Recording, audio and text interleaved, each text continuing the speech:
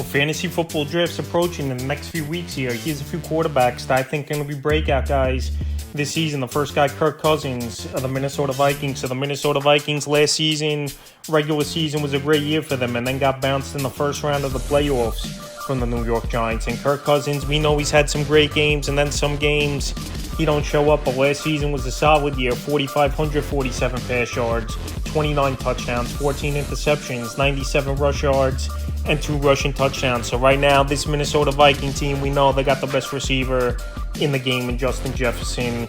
Dalvin Cook, they got rid of him. You got Madison in the backfield, and I think it's not much of a difference between Madison and Cook at this point in their careers. Adam Thielen left in free agency, but his best years were behind him. And that add an offensive player like Jordan Addison to this offense. I think it's a big move for Kirk Cousins. And obviously a full season of TJ Hawkinson to Cousins. I think this season, it wouldn't be surprising to me if he has 33 plus touchdowns this year with all those offensive weapons. And the NFC this season just isn't as strong either, and Cousins got good weapons on offense. Last season in the new system, we saw what he could do. And like I said, to add a guy like Jordan Addison's an upgrade over Thielen, and Hawkinson a full season. So I think Kirk Cousins this season could be a breakout. And right now, he's a quarterback easily going 11th, 12th round range.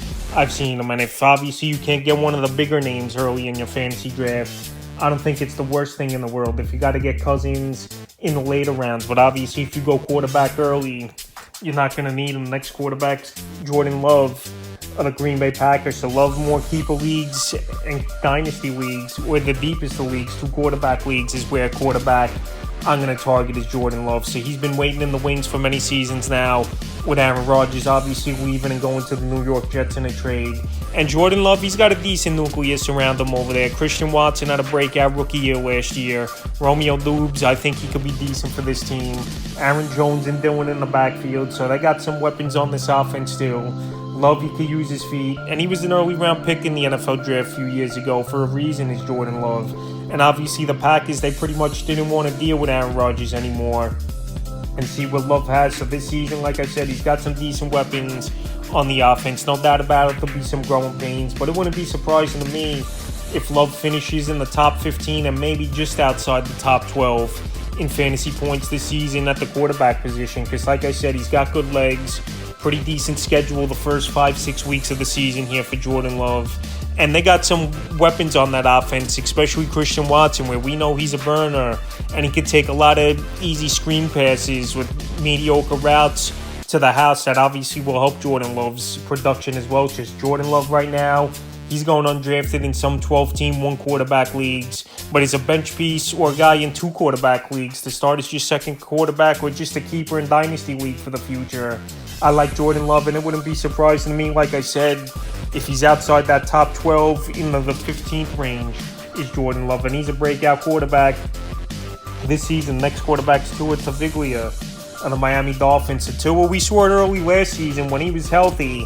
He was putting up some big numbers, and he had some big ball games, including that crazy come-from-behind victory at the Baltimore Ravens, where they were down 21 points in the fourth quarter. So Tua last season, 3,548 pass yards, 25 touchdowns, 8 interceptions, and 70 rush yards. So Tua, we know the injury concerns with the concussions. One more hit, it honestly could end his career, especially last season, that scary one early in the year on Thursday Night Football versus the Bengals. But anyway, Tua, he's got a great offense. You got guys like Tyreek Hill and Waddle, possibly the best 1-2 wide receiver combo in the league. Then in the backfield, you got solid veterans, Raheem Mostert, Jeff Wilson, they can catch the football a little bit, and the rookie over there, Acme. And it's, in my opinion, I think Dalvin Cook, when it's all said and done, as the season's approaching in 3 weeks here, he's going to be a guy that signs with this Miami Dolphin team as well. Because if he was going to go to the New York Jets after he spent the weekend there at training camp, this would have been a done deal right now. And that was already 2 weeks ago. Cook was over there at Jet camp. So I think he's going to Miami. He wants the money. And Miami, they could definitely use a Dalvin Cook as well in this backfield. But like I said, with this good offensive weapons in Hill and Waddle and him fitting the Mike McDaniel system big time here still, as long as he stays healthy, a quarterback you could get 7th to the 9th round range definitely could be a steal. And it wouldn't be surprising to me if he puts up top 7 numbers at the position this season. As long as he's healthy, he's a breakout quarterback. And like I said, he's got great weapons over there, obviously. In Miami, the next quarterback's Deshaun Watson the Cleveland Browns. So Watson, we know the last couple years off the field issues have been a big concern. So 2021 is Watson. Last season suspended 11 games, and he just couldn't get his feet under him for the most part. In the small sample size, we saw him for 6 games, 1,102 yards, 7 passing touchdowns, 5 intos, 175 rush yards, and a rushing touchdown. So right now, this Cleveland Brown offense, I like it a lot over there. Obviously, you got Nick Chubb, one of the best running backs in the league this season. Deshaun Watson, he's going to use his legs this season. And it's another year in the system where he's going to learn the playbook. And you got a solid receiving core as well over there. Amari Cooper, he had a bounce-back season last year. Donovan Peoples-Jones, Elijah Moore they traded for.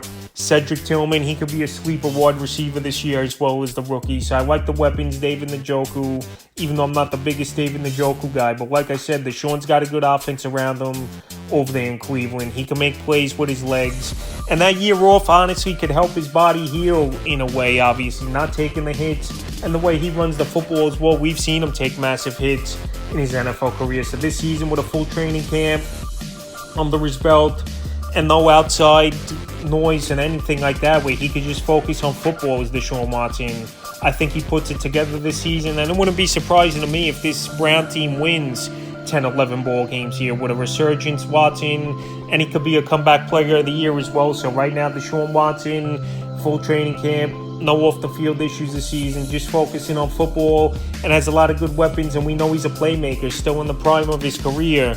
He's definitely a quarterback that could break out the season, and the fifth and final quarterback I have as a breakout this year is Anthony Richardson of the Indianapolis Colts. I know Richardson, his fundamentals sometimes aren't there, and the footwork isn't there, but in terms of a guy who could just put up fantasy points and be a playmaker similar to Justin Fields, he brings that aspect here, is Anthony Richardson. So we know in college he had a great career.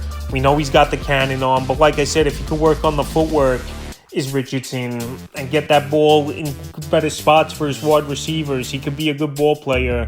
But I think he could rush for anywhere from 700 to 900 yards as long as he's starting the whole season here as Richardson. And it wouldn't be surprising to me in terms of fantasy points that he finishes in the top 12 at quarterback here just because of the rushing ability. And we saw last season with Fields, he really didn't get going to week 6's Fields, where they just put the offense around him and told him go out there and do what you do best.